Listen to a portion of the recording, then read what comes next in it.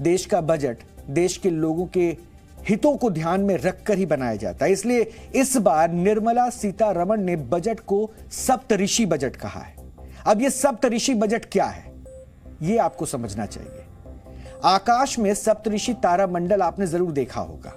इसी नाम पर नरेंद्र मोदी सरकार ने अपने आम बजट की 7 प्राथमिकताएं तय की थी और मोदी सरकार आजादी का अमृत महोत्सव मना रही है और यह बजट इसी अमृतकाल का पहला बजट है। इसी वजह से बजट की 7 प्राथमिकताओं में समावेशी विकास, अंतिम छोर तक पहुंचना, युवा शक्ति, वित्तीय क्षेत्र, हरित विकास, क्षमता उभारना और अवसंरचना और निवेश, इन जैसे क्षेत्रों पर ज्यादा ध्यान देने वाला बजट तैयार किया गया है। अब इस बजट का असर क्या होगा, यह आने वाले वक्त में ही पता चलेगा।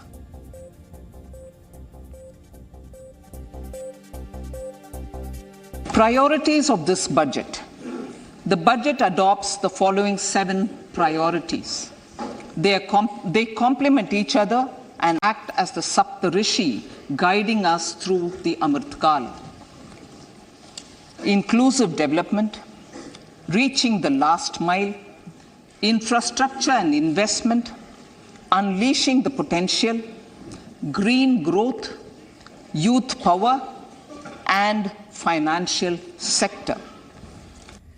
सरकार ने सप्तऋषि बजट में समावेशी विकास को 3 अलग अलग क्षेत्रों को टारगेट किया है। इसमें पहला है कृषि और दूसरा है स्वास्थ्य और तीसरा है शिक्षा और कौशल। किसानों के लिए सरकार ने श्री अन्न योजना के तहत मोटे अनाज को बढ़ावा देने की ठानी है। इसके लिए सरकार भारतीय मिलेट अनुसंधान संस्थान को सहायता देगी ताकि वो इस पर रिसर्च बढ़ाए और भारत मिलेट का वैश्विक केंद्र बन सके। इसके अलावा स्वास्थ्य क्षेत्र में 157 नए नर्सिंग कॉलेज खोलने की भी बात कही गई है। इसके अलावा स्वास्थ्य सेक्टर में रिसर्च पर फोकस बढ़ाया गया है, खासतौर से फार्मा सेक्टर के विकास पर ध्यान बढ़ा दिया गया है। सरकार ने शिक्षा पर ध्यान देते हुए राष्ट्रीय डिजिटल पुस्तकालय की स्थापना की है। इससे बच्चों की किताबों तक पहुंच आसान होगी। सरकार ने अपने बजट की एक प्राथमिकता अंतिम छोर तक पहुंचने के लिए, अंतिम छोर के व्यक्ति तक पहुंच बनाने के लिए यह बात बार बार कही और इसके तहत सरकार ने आदिवासी समुदाय के लिए विकास मिशन की शुरुआत की है और 720 एकलव्य स्कूलों में शिक्षकों की भर्ती की जाएगी। प्राचीन पांडुलिपियों के डिजिटलीकरण के लिए संस्थान बनाए जाएंगे और इंफ्रास्ट्रक्चर और निवेश पर भी सरकार ने अपना ध्यान बढ़ाया है। इंफ्रा को बढ़ावा देने के लिए केंद्र सरकार राज्यों को 50 साल तक ब्याज रहित कर्ज देने जारी रखेगी और रेलवे को 2,40,000 करोड़ रुपए दिए गए। यानी सरकार की प्राथमिकता में इस बार इंफ्रास्ट्रक्चर भी है, रेलवे के लिए भी एक बजट एलोकेशन हुआ है। पहले आपको याद होगा रेलवे का एक अलग से बजट पेश होता था, लेकिन मोदी सरकार के आने के बाद बजट की तारीख भी बदली और रेलवे को भी एक ही बजट के साथ में रेलवे का बजट एलोकेशन बताया जाता है। वैसे भारत की तकनीकी क्षमता को बढ़ाने पर भी सरकार फोकस कर रही है। इसके लिए भारत में आर्टिफिशियल इंटेलिजेंस का निर्माण करने की तैयारी है। इसके लिए 3 शैक्षिक संस्थानों में AI सेंटर बनाए जाएंगे। 5G सेवाओं पर आधारित मोबाइल ऐप बनाने के लिए भी 100 लैब बनाई जाएंगी। यानी AI सिस्टम को डेवलप करना है और भारत के वर्ष 2050 तक जीरो कार्बन मिशन पर भारत चल रहा है और इसके लिए जरूरी है कि देश में हरियाली बढ़े। इसके लिए सरकार बेहद गंभीर है और बजट में 500 नए कूड़ा के निस्तारण वाले संयंत्र लगाए जाएंगे। ये संयंत्र गोबर्धन स्कीम के तहत लगेंगे। इसमें गांव में निकलने वाले कूड़ा यहां पर लाए जाएंगे।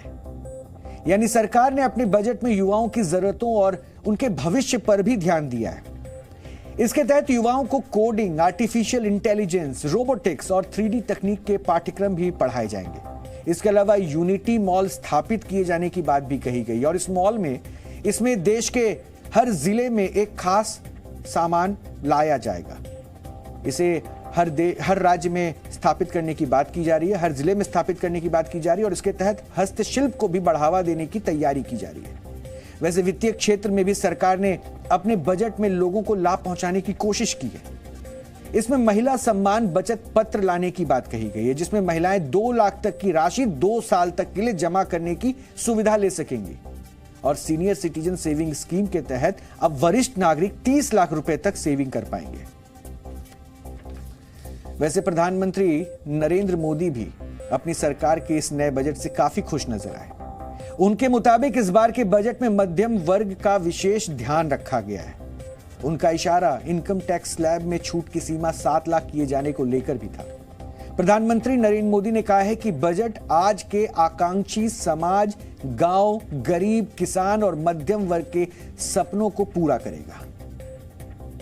परंपरागत रूप से अपने हाथ से औजारों और टूल्स से कड़ी मेहनत कर कुछ न कुछ सृजन करने वाले करोड़ों विश्वकर्मा इस देश के निर्माता है।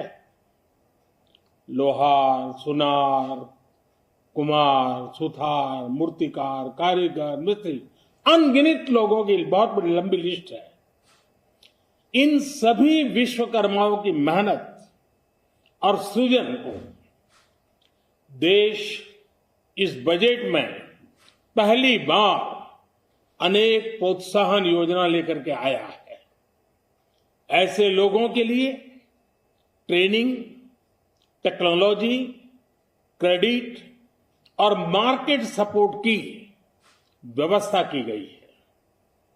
पीएम विश्वकर्मा कौशल सम्मान यानी पीएम विकास करोड़ों विश्वकर्माओं के जीवन में बहुत बड़ा बदलाव लाएगा। बहुत तेजी से बदलते भारत में मध्यम वर्ग, विकास हो या व्यवस्था हो, साहस हो या संकल्प लेने का सामर्थ्य हो, जीवन के हर क्षेत्र में आज भारत का मध्यम वर्ग एक प्रमुख धारा बना हुआ है। समृद्ध और विकसित भारत के सपनों को पूरा करने के लिए मध्यम वर्ग एक बहुत बड़ी ताकत है। जैसे भारत की युवा शक्ति ये भारत का विशेष सामर्थ्य है, वैसे ही बढ़ता हुआ भारत का मध्यम वर्ग भी एक बहुत बड़ी शक्ति है। मध्यम वर्ग को सशक्त बनाने के लिए हमारी सरकार ने बीते वर्षों में अनेकों निर्णय लिए और ईज ऑफ लिविंग को सुनिश्चित किया है। हमने टैक्स रेट को कम किया है, साथ ही प्रोसेस को सिंप्लीफाई, ट्रांसपेरेंट और फास्ट किया है। हमेशा मध्यम वर्ग के साथ खड़ी रहने वाली हमारी सरकार ने मध्यम वर्ग को टैक्स में बड़ी राहत दी है। यूनियन बजट में रेलवे के लिए भी रिकॉर्ड 2,40,000 करोड़ रुपए का ऐलान किया गया है। यह रेलवे के लिहाज से अब तक का सबसे बड़ा बजट है और इसमें खासकर मेक इन इंडिया पर जोर दिया गया है। और यह बजट रेलवे की तस्वीर कितनी बदलेगा, इसे लेकर जी न्यूज ने रेल मंत्री अश्विनी वैष्णव से भी खास बातचीत की और उन्होंने क्या कहा, ये आप सुनिए। मुझे ये बताइए कि रेलवे की सबसे पहले बात करें, क्योंकि आम आदमी का सबसे पहले वास्ता पड़ता है, ट्रेनों में हर दिन करोड़ों लोग सफर करते हैं। इस बजट से ओवरऑल रेलवे की तस्वीर कैसे बदलेगी, यात्रियों को कहे क्या फायदा होगा कि उनका सफर सहूलियत भरा रहे। मैं सबसे पहले माननीय प्रधानमंत्री श्री नरेंद्र मोदी जी को बहुत बहुत धन्यवाद देना चाहूँगा। रेलवे के लिए रिकॉर्ड एलोकेशन किया है। जो रेलवे का कई वर्षों से इंफ्रास्ट्रक्चर का डेफिसिट था, ट्रैक्स, स्टेशंस, नई तरह की ट्रेन्स, सेफ्टी, इन सब पे पिछले 8 साल में बहुत काम हुआ है। और जिस लेवल पे लोगों की आकांक्षाओं को पूरा करने के लिए रेलवे को लेके जाना, उसके लिए जो फंड्स की आवश्यकता थी वो आज माननीय प्रधानमंत्री जी ने बजट में एलोकेट किए। रेलवे का इस बजट से बहुत बड़ा फोकस रहेगा। जो 1275 station, 1275 station Amrit Bharat station programme में लिए हैं, उन सबको बहुत तेज़ी से कंप्लीट करना, जिसमें बहुत बड़े स्टेशन भी हैं, मीडियम भी है और छोटे स्टेशन भी शामिल है। पैसेंजर्स के लिए सबसे पहले स्टेशन होता है एक्सपीरियंस का, पैसेंजर एमिनिटीज़ के लिए, तो वो बहुत बड़ा फोकस रहेगा। सेकंड बड़ा फोकस रहेगा वंदे भारत ट्रेन के प्रोडक्शन को तेज़ी से रैंप अप करना। अभी बहुत ही अच्छा पैसेंजर रिस्पॉन्स है सभी का। वंदे भारत ट्रेन का दुनिया भर में अच्छा रिस्पांस तो क्या आप इस चुनौती को मीट कर पाएंगे? 75 वंदे भारत तो आपको अगस्त तक चलानी है। बिल्कुल। और अभी आईसीएफ चेन्नई में बनती है। अब आज के बजट के बाद में सोनीपत में बनेगी, लातूर में बनेगी और रायबरेली में बनेगी। 4 जगह एक साथ प्रोडक्शन होगा। बहुत तेज़ी से रैपिड इसको रैंप अप करेंगे। और पीएम साहब ने तो जैसा राष्ट्रपति जी के अभिभाषण में था, सैकड़ों वंदे भारत देश के कोने कोने को जोड़ेगी।